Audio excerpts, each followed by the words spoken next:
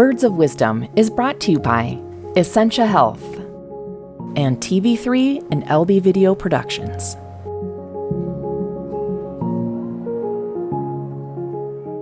I'm Ken Holt. I'm almost 92 years old, and I grew up in Bruton, Minnesota, and I just wandered away from there in different places and when they're working and so on. And then when I got old enough for the service, I went to service, and when I got out, I went to Minneapolis, and I was there about 20 years, and then I went to Detroit Lakes, and here I am. Can you tell me about your parents, their names, and your siblings? My dad's name was Elmer, and my mother's name was Opal. I have four brothers and one sister, and the youngest one is Arden, and then it was Glennis, and then it was Clinton, and then it was me, and then it was Jim, and then Eugene. That's it. We lived on about 3-4 miles out of town towards Skunk Lake. What are some of the things you would do for fun as kids? Playing in the dirt and the straw piles, the ski in the wintertime down the straw piles and stuff like that. We used to do that. Then we break the skis and we had to fix them, and of course, so we cobbled up a lot of things to make a living or to have fun when we were kids. So we'd go on like quite a few Sundays during the year. We'd go out to the lake and have dinner out there, go out in the morning and Saturdays and Sundays and be at the lake and do a little wading in the water. It didn't go too much because there were too many bloodsuckers in the lakes then. The best I guess we had was we lived on the south of Bruton there. We had a little hill in there going down towards Skunk Lake, and we just get the old horse buggy in that and steer with ropes and go down that hill about 40 miles an hour. Danger, you know, like you live tough. Snowbanks in the wintertime. We always had a lot of them days. There was lots of snow. We'd slide down the snowbanks on skis or scoop shovel or something, you know. We always made our fun. That we were talking about the buggies. There was a buggy for keeping the baby in. When you went to town, you would push the buggy, and it had high wheels on it, and kind of a spring-loaded, and it would bounce along nice. And we just tied a dog to it, and we sent the dog down the driveway and put the little brother in there. He'd get a good ride.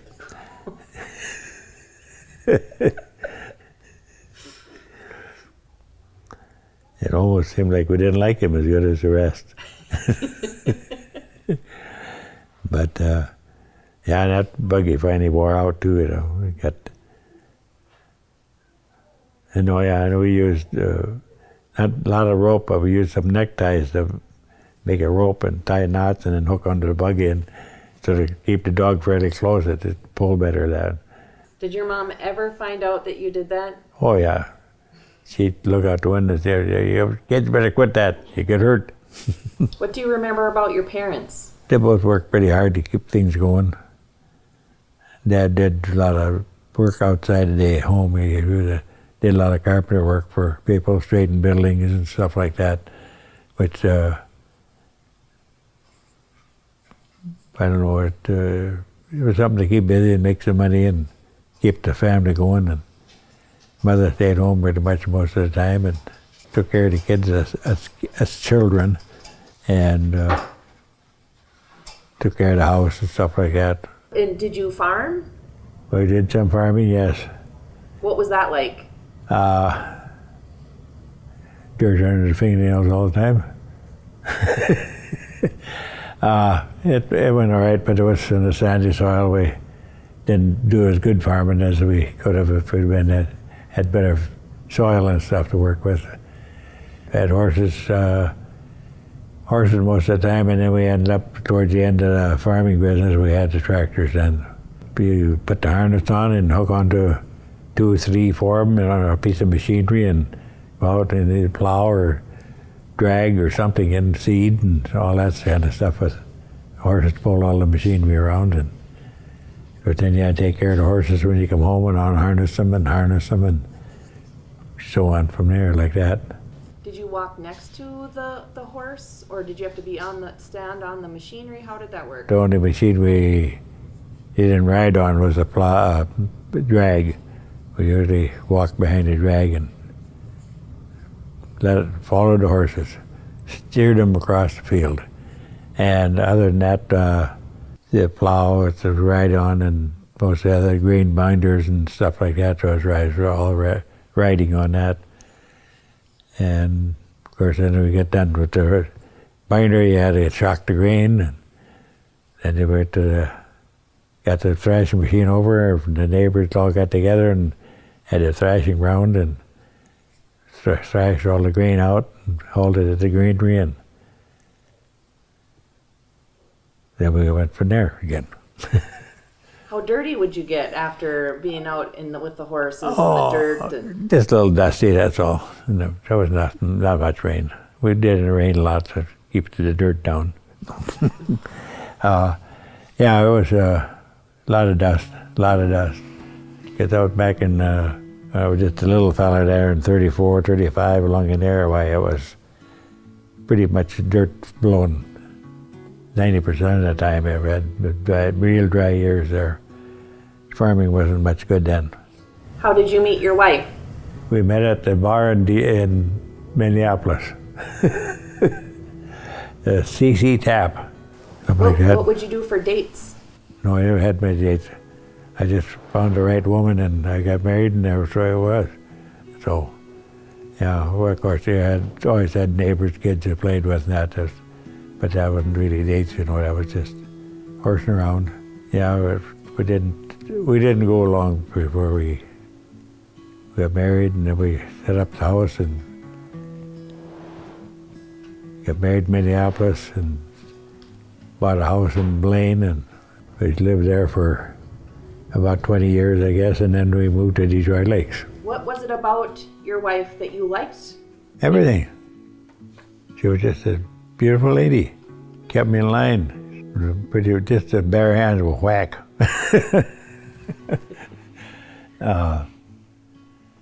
No, she was a good lady, yeah. What was your wife's name, and how many kids did you have? Doris, her name was Doris, and we had 5 girls for children. And that was Dawn, Lori, Sherry, Carmen, Candy. What was it like living with 5 girls? Well, actually 6. Well, I tried to find jobs so I get away from home quite often. No, it was good living, yeah. I guess there was always some excitement going on. What was the best was when we went fishing. I had all kinds of girls trying to bait hooks that they didn't want to touch it, the worms, and so I never did much fishing. I just did the baiting and taking the fish off, and then of course I did clean the fish. How about any favorite memories of when you were raising your kids? Yeah, there was a couple of things maybe. One thing was I could really whistle loud, and when it come time to come for the kids to come home, I'd go out in the yard and I'd whistle a few times, and they'd come all over the place to come in. They'd get home. We gotta go home, Dad's whistling. What was Detroit Lakes like when you moved here? Well, like any small town, I guess. You just found things to do and you did them, and they went from there, I guess. So at the stores and go down and buy groceries, and there was about 3 stores in town, I guess, for groceries, and whichever one was the cheapest we went and bought. Of course, Mother did most of the shopping and that kind of stuff. I just went along to carry it. I was the CEO. I carried everything out. What brought you to Detroit Lakes? I worked for Lakes Plumbing for I don't know how many years. I didn't do a lot of plumbing work, but I did I drove the boom truck for them, and we had septic tanks there. We set septic tanks and stuff like that. That's the kind of stuff we did at Lakes Plumbing. Did you see a lot of change in the plumbing industry from when you started to when you finished? Oh yeah, there's a lot of difference now. heavy work anymore. It's all done with machinery and stuff now. Like the soldering pipes, it used to be a big job, but now it's just to squeeze everything together.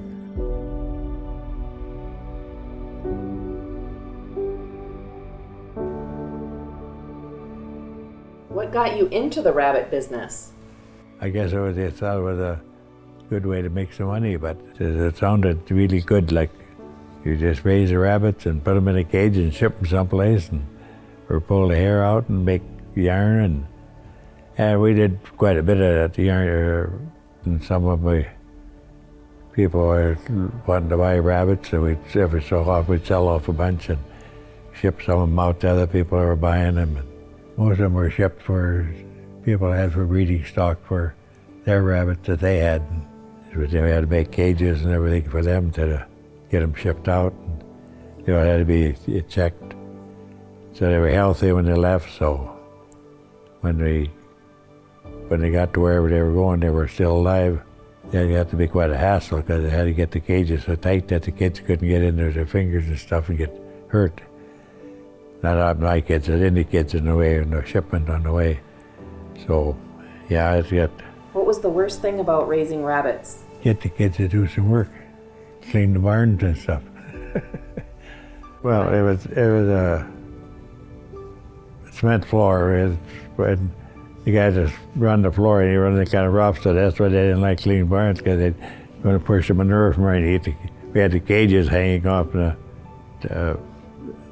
rafters, and then there was wire in between it and the rabbits in these cages. And then they had a box in the back where they lived, come out, going back and forth, and fed them all the way down the line on the cages and keep them separated. And that was probably the worst part, is all the cages in there. Well, the barn was only 24 by 48, I think it was. Is there a lot of poop? Not a real lot, but quite a bit. But that was good fertilizer for the garden. Can you tell me about your time in the service? Yeah, I can tell you that. I went in on November 53, October 53, and I got out of service on October 55.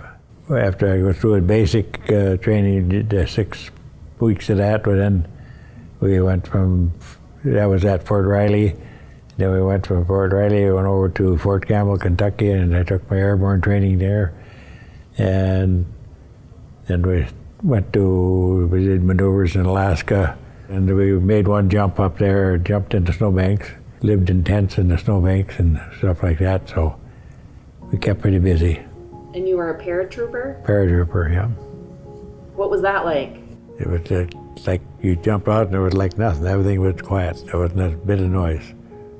Nothing. And then of course, you start towards the ground and, of course, check your chute and all that stuff. And when you're heading to the ground, you look down, pretty soon the ground is coming up there to beat heck. So then you had to get ready to land, and would land and buckle the chute and take it off. And normal stuff. Don't bother me any. No. I wasn't scared of heights as long as I didn't have to go up. How did you train for jumping out of the plane, jump out of the plane?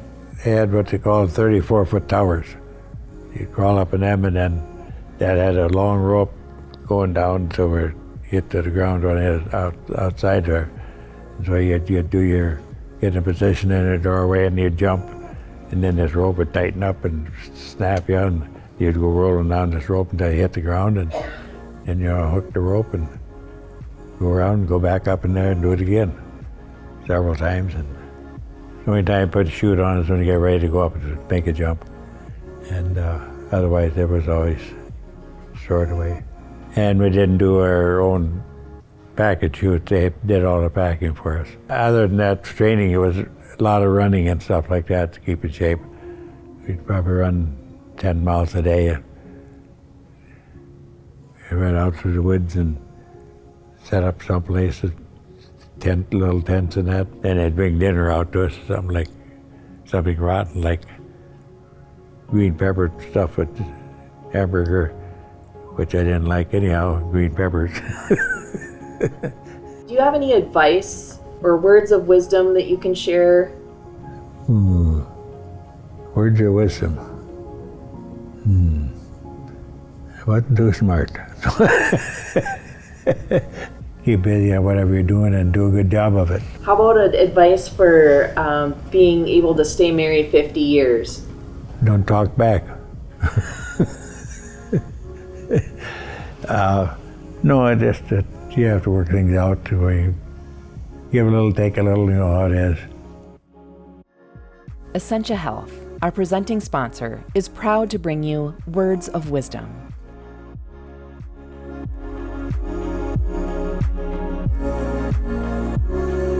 And TV3 and LB Video Productions.